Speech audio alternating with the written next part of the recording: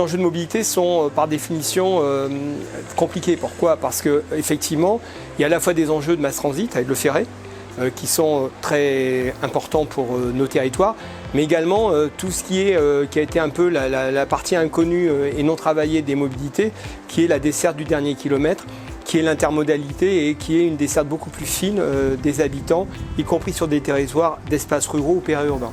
Mobilité, c'est un des enjeux majeurs pour nous. Enjeu majeur parce que toute une partie de notre population a des liens très forts avec la métropole.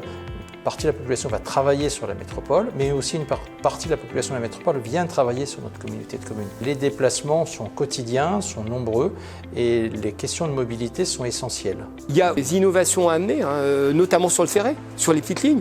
Il y a les nouveaux modes de transport plutôt légers, autonomes, qui peuvent être intégrés avec aussi de nouvelles sources d'énergie. Donc on voit bien que plus que jamais, la notion de mobilité, puisque c'est la notion de la liberté d'accès au travail, à la culture, aux loisirs, à la santé, avec les problèmes de la désertification médicale, ces notions reviennent au cœur du sujet. La ville de Montlouis-sur-Loire a eu le plaisir de voir la région multiplier les allers-retours entre notre gare principale, la gare de Montlouis, et celle de Tours. Nous sommes passés de 4 allers-retours par jour à 18.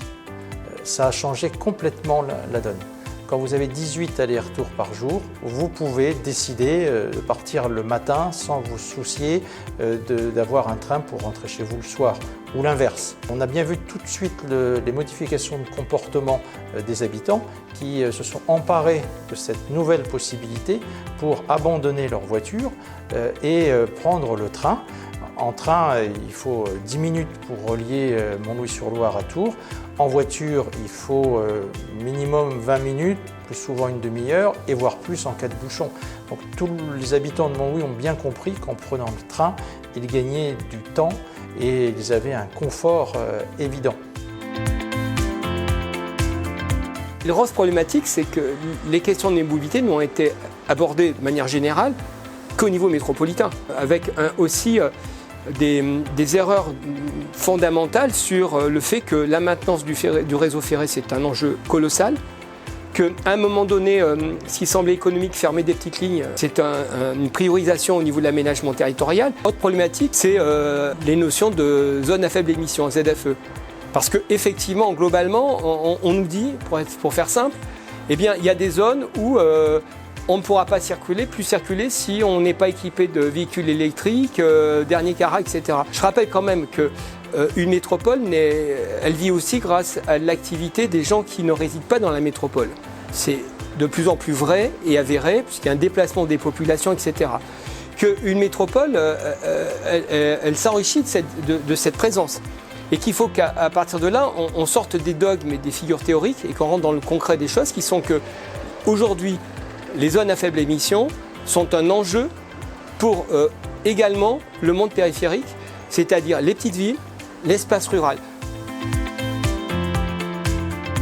Les petites villes surveillent ce dossier de manière très attentive.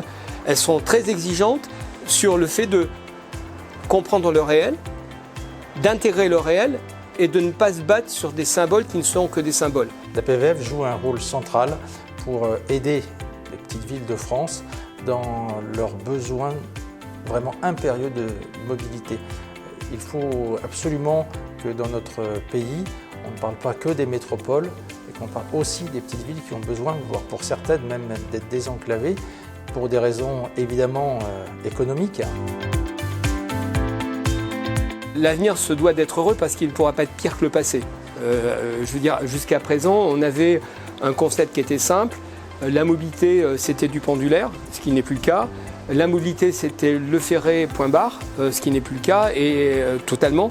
Et la mobilité, c'est je prends la voiture, je vais à la gare. Le fait heureux, c'est qu'on a rarement amené beaucoup d'intelligence et de sagesse collective sur des mobilités des petits territoires qui ont été délaissés de cette question. Sauf qu'aujourd'hui, on a une tendance sociale forte et sociétale qui est un déplacement des populations de l'espace métropolitain vers les espaces périurbains ruraux. C'est une constante qui s'est accentuée avec le Covid. Et puis deuxième constante également, c'est que, y compris dans l'espace rural, on a des néo-urbains, c'est-à-dire des gens qui ont l'habitude d'avoir des mobilités inclusives.